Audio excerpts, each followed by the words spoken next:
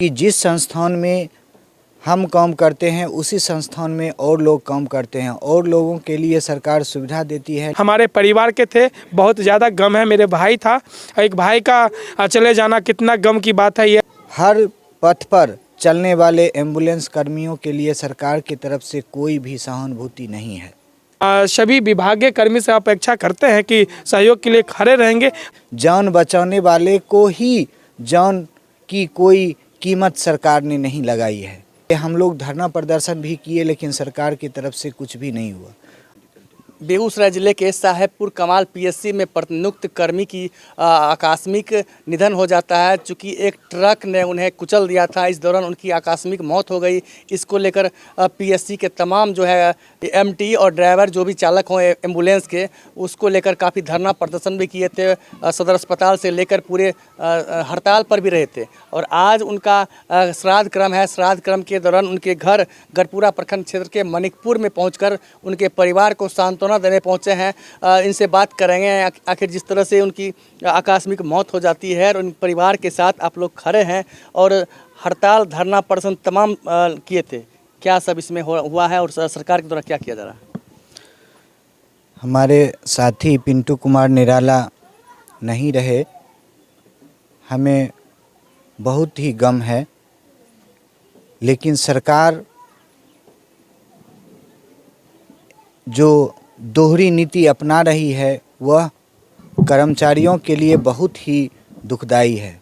क्योंकि जिस संस्थान में हम काम करते हैं उसी संस्थान में और लोग काम करते हैं और लोगों के लिए सरकार सुविधा देती है। लेकिन एम्बुलेंस जो बरसात और जाड़ा में काम करने वाले हैं और हर समय हर पथ पर चलने वाले एम्बुलेंस कर्मियों के लिए सरकार की तरफ से कोई भी सहानुभूति नहीं है। ये दुर्भाग्यपूर्ण है हमारे बिहार वासियों। चूँकि जान बचाने वाले को ही जान की कोई कीमत सरकार ने नहीं लगाई है, इसलिए हम लोग धरना प्रदर्शन भी किए लेकिन सरकार की तरफ से कुछ भी नहीं हुआ। आज हमारे साथी के घर पर हम तमाम कर्मचारियों के द्वारा संगठित होकर आज हम लोगों ने बिहार राज्य चिकित्सा कर्मचारी संघ इंटक से सम्मिलित सभी 102 एम्बुलेंस कर्मचारी ने कुछ सहयोग राशि जमा किए जो तकरीबन 70,000 के आसपास है और हम आज उनके पिताजी को दिए। उनके खोए हुए पुत्र को तो वापस नहीं कर सकते हैं, लेकिन हर दुख विपत्ति में हम सभी एम्बुलेंस कर्मी आपके साथ रहेंगे और कदम से कदम मिलाकर चलेंगे। जिस तरह से उनकी आकस्मिक मौत हो गई, आकस्मिक मौत के बाद सरकार अब तक उस दिशा में उनके परिवार के सहयोग की दिशा में कोई पहल नहीं किया। सरकार की तरफ से कोई भी पहल नहीं की गई है और कंपनी के द्वारा कहा गया है कि 5 लाख रुपया कंपनी की तरफ से इनको दिया जाएगा जिस संस्था में हम लोग कार्य करते हैं। और बाद बाकी इनका जो है बीमा, उसके बाद पेंशन, ये सब पिंटू के माता पिता एवं बच्चे और उनकी पत्नी, ये 4 आदमी जो हैं उन पर आधारित थे।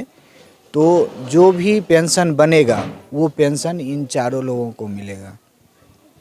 बिल्कुल, तमाम जो है ईएमटी और एमटी जो भी हैं तमाम लोग यहाँ पर आकर मनिकपुर में आकर परिवार के लोगों को सांत्वना दिया है। ये वही पिंटू जी के एकमात्र इकलौती पुत्री है जो काफ़ी मासूम है और इनका लालन पालन करना काफ़ी मुश्किल साबित होगा। और ये भतीजा है जिन्होंने एक दुधुमेह बच्चे हैं और इन्होंने ही उसे मुखाग्नि दी थी। मुखाग्नि देने के बाद आज देख सकते हैं कि कार्यक्रम है उनका श्राद्ध क्रम। इस दौरान उन्होंने जो मुखाग्नि दी थी, उसके बाद आज जो कार्यक्रम का आयोजन किया गया और तमाम जो है ईएमटी कर्मी चालक समेत कई लोग मौजूद हैं जिन्होंने उन्हें श्रद्धा सुमन अर्पित किया। जिस तरह से पिंटू जी अचानक परिवार को छोड़कर चले गए थे, उनके श्रद्धा सुमन के लिए 2 शब्द क्या कहें?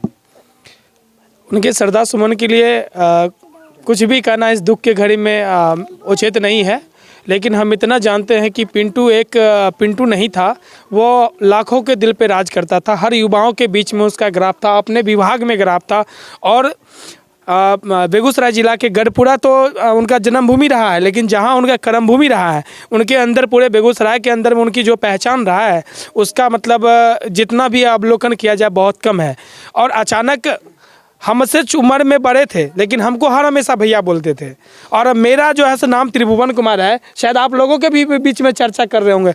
हर हमेशा जहाँ भी जाता था कहता कि त्रिभुवन भैया मेरा है, जो यूनिवर्सिटी में अध्यक्ष है, अमीन संघ का प्रदेश अध्यक्ष है। ये तमाम चीज़ को कह कर करके और गर्व महसूस करता था। किसी को भी कोई छात्र को समस्या होता था, भैया एगो ये देखिए एक रही है, कोई भी प्रकार का होता था, ऐसा आदमी था। और जब भी आता था तो हर हाल में हमारे आवास पर आकर के मुलाकात करते थे। और जब भी क्षेत्र में आते थे, बहुत कम आते थे लेकिन सबसे मिलकर रहते थे। अचानक ये घटना मतलब समझ से परे है, फिर भी हम इस दुख के घड़ी में संपूर्ण परिवार के प्रति मेरा संवेदना है और हम ईश्वर से कामना करते हैं कि उनको श्री चरणों में स्थान दे।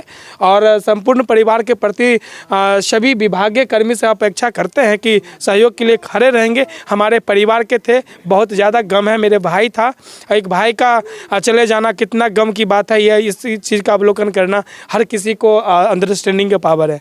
धन्यवाद। मिलता है कि जो एक फ़ोन पर उपलब्ध हुआ करते थे उनके लिए बिहार सरकार खड़ी नहीं उतरी है। जो एम्बुलेंस सेवा होता है, इमरजेंसी सेवा होता है, किसी भी परिस्थिति में मरीजों तक वहां पहुंचना होता है, चाहे रात हो, दिन हो, बरसात हो, ठंडी हो या गर्मी हो, तमाम परिस्थिति को झेलते हुए एम्बुलेंस कर्मी आपके सेवा में पहुँचते हैं। लेकिन आज उनकी जो मृत्यु हो जाती है, आकस्मिक मृत्यु हो जाती है, उसके बाद सरकार उनके जो है सामने खड़ी नहीं है, उनके परिवार के सामने खड़े नहीं है। इसको लेकर तमाम जो एम्बुलेंस कर्मी हैं काफ़ी दुख जाहिर कर रहे हैं, क्योंकि इन्होंने साफ इनका कहना है कि हम तमाम लोगों के तमाम सेवा में हाजिर रहते हैं, लेकिन आज उनके चले जाने के बाद परिवार के लोगों के संवेदना के साथ भी सरकार खड़ी नहीं उतर रही है, जो दुर्भाग्यपूर्ण है एम्बुलेंस कर्मियों के लिए। दोहरी नीति सरकार का जो बताया जा रहा है, सरकार का दोहरी नीति है। इस दोहरी नीति के कारण तमाम एम्बुलेंस कर्मियों में आक्रोश व्याप्त है।